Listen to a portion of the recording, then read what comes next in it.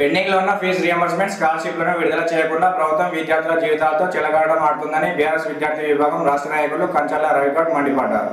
సిరిసిల్ల పట్టణ కేంద్రంలోని తెలంగాణ భవన్లో పాత్రికేయుల సమావేశం ఏర్పాటు చేశారు. ఈ సందర్భంగా వారు మాట్లాడుతూ ముఖ్యమంత్రి రేవంత్ రెడ్డి ఎలక్షన్ లో పెండింగ్ లో ఉన్న ఫీజు రియంబర్స్మెంట్ స్కాలర్షిప్లను అధికారంలోకి వచ్చిన వెంటనే బకాయిలన్నీ విడుదల చేస్తామని చెప్పి అధికారంలోకి వచ్చి సంవత్సరం గడుస్తున్న బకాయిలను విడుదల చేయకపోవడం దురదృష్టకరమని అన్నారు. ప్రస్తుత కాంగ్రెస్ ప్రభుత్వం హయాంలోనే డిగ్రీ కళాశాల యజమానులు బంద్ చేసుకోవడం జరిగిందని, ఆ ఘనత ఈ ప్రభుత్వానికి దక్కుతుందని అన్నారు. ఈ కార్యక్రమంలో నాయకులు ముగ్ధమనిల్, సాయి, వినయ్, వెంకటేశం, గణేష్, విష్ణు పాల్గొన్నారు. ఈ సందర్భంగా తెలడం జరుగుతుంది. ముఖ్యమంత్రి గారు మీరు పిసిసి అధ్యక్షుడిగా ఉన్నప్పుడు మన కాంగ్రెస్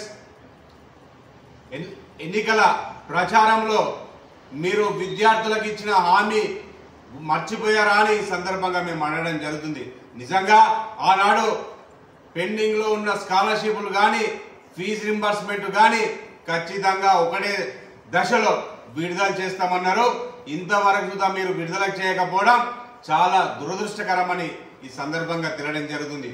అయ్యా ముఖ్యమంత్రి రేవంత్ రెడ్డి గారు, మనకు విద్యార్థులు చదివేటోళ్ళంతా దాదాపు గరీబ్ పేద విద్యార్థులే కాబట్టి వాళ్లకు రావాల్సిన పూర్తిగా పెండింగ్ లో ఉన్న రావాల్సిన స్కాలర్షిప్లు విడుదల చేయాలని మేము భారత రాష్ట్ర సమితి నుంచి డిమాండ్ చేయడం జరుగుతుంది.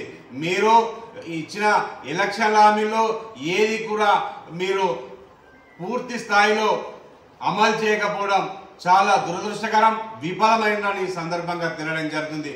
విద్యార్థులకు మీరు మోసం చేసిండ్రు, యువతులను మోసం చేసిండ్రు, మన అలాగే అవ్వలను కాలేజీలను వాళ్ళు బంద్ చేయలేరు. ఇప్పుడు మీ ప్రభుత్వం వచ్చిన తర్వాత వాళ్ళు పూర్తి స్థాయిలో బంద్ చేసి మళ్ళీ వాళ్ళ విద్యార్థులకు ఏది మన సిలబస్ కాకుండా విద్యార్థులు చాలా ఇబ్బందులు అవ్వడం జరిగింది.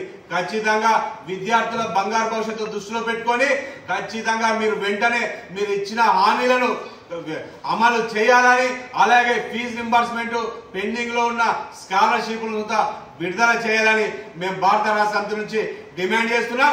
లేకపోతే విద్యార్థుల పక్షాన కేటీఆర్ గారి నాయకత్వంలో మేము ఆందోళన కార్యక్రమం చేస్తామని ఈ సందర్భంగా తెలియడం జరుగుతుంది.